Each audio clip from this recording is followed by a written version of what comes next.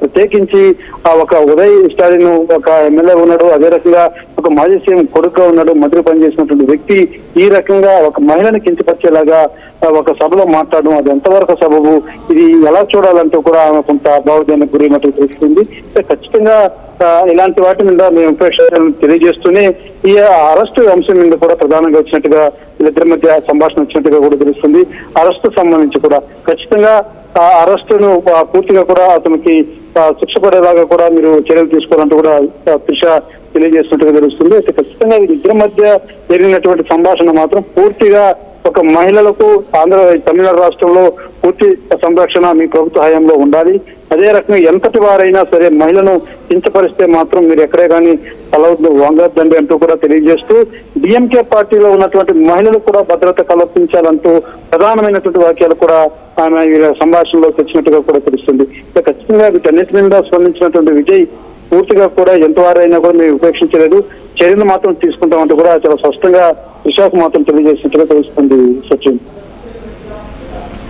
Right, అంటే ఇప్పుడు ఇంత జరుగుతున్న సందర్భంలో, ఎందుకంటే ఇక్కడ ఇంట్రెస్టింగ్ డిస్కషన్ జరుగుతున్న సందర్భం, కనిమోయి కావచ్చు లేకపోతే డిఎంకే అంటుంది ఏంటి, లేదు అసలు ప్రస్తావించలేదు త్రిష పేరు అనేది వీళ్ళు అంటున్నమాట. సో ఇప్పుడు పోలీసులు ఇన్వెస్టిగేషన్ ఎటువంటి అంటే ఏ కోణంలో జరుగుతూ ఉంది, ప్రస్తుతం పూర్తిగా ఆయన రిలీజ్ అయ్యారా ఉదయనిధి స్టాలిన్, అండ్ అక్కడ జరుగుతున్న పరిణామాలు ఏంటి? అంటే ఇంకా పూర్తిగా స్టేషన్ లో విచారణ సాగుతుందన్నది మాత్రం ప్రాథమిక సమాచారం మనకు అందుతుంది. ఏదైతే ఆ కోర్టులో పోలీసులు తెలియజేసినటువంటి అంశం, మేము జరిగినటువంటి ఆ సభలో మాట్లాడినటువంటి మాటల పట్ల పూర్తిగా కొంత ఎంక్వైరీ చేయాల్సింది, చేసిన తర్వాత స్టేషన్ బెయిల్ మీద మేము విడుదల చేస్తామంటూ కూడా చాలా స్పష్టంగా ధర్మాసనం ముందు చెప్పినటువంటి పరిస్థితి. అయితే ప్రధానంగా ఇప్పుడు ఇంకా పోలీస్ స్టేషన్ లో ఈ యొక్క అంశం సంబంధించి ఇంకా విచారణ సాగుతుందన్నది ప్రాథమిక సమాచారం మనకు అందుతుంది. అదే రకంగా పలు సెక్షన్ల గురించి ఏదైతే నాన్ బెయిలబుల్ సెక్షన్స్ మనం ఇలా కూడా మాట్లాడుకున్నటువంటి పరిస్థితి ఉంది. ఆ సెక్షన్స్ మీద కూడా కొంత అనుమానాలు నడుస్తున్నటువంటి నేపథ్యంలో కొంత గందరగోళం ఉందని భావించారు రెండు పార్టీలు కూడా.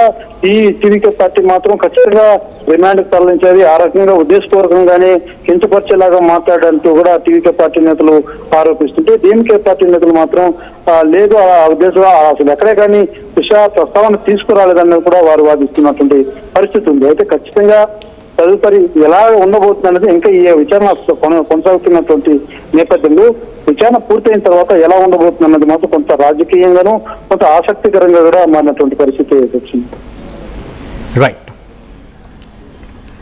Right Suresh, thanks for the update. మొత్తకైతే మాత్రం త్రిష విజయ్ వీళ్ళ మధ్య ఫోన్ సంభాషణ అంటూ ప్రస్తుతం తీవ్రమైన చర్చ జరుగుతుంది. ఉదయనిధి స్టాలిన్ అరెస్టుపై విజయ్తో చర్చించాలనేది ఇటు సోషల్ మీడియా వేదిక పెద్ద ఎత్తున ఈ అంశానికి సంబంధించి చర్చ జరుగుతుంది. తనకు విజయ్కి లింక్ చేసి డబుల్ మీనింగ్ కామెంట్స్ చేయడంపై త్రిష ఎమోషనల్ అయ్యారన్నట్టుగా తెలుస్తుంది. అయితే మహిళలపై అసభ్యంగా మాట్లాడే వారిని కఠినంగా శిక్షించాలి, వాళ్ళపై కఠిన చర్యలు తీసుకోవాలని చెప్పి విజయ్ ఎప్పటి నుంచో సూచించుకొచ్చారు. ఇదే అంశానికి ఇంకోసారి రీట్రేట్ అయినట్టుగా తెలుస్తుంది అక్కడ. అయితే మహిళల జోలికి ఎవరు వచ్చినా వదిలిపెట్టద్దంటూ కూడా గతంలో కూడా ఇన్ఫ్యాక్ట్ తన ప్రచారంలో కూడా మాట్లాడుకొచ్చారు. మహిళల పట్ల ఎవరైనా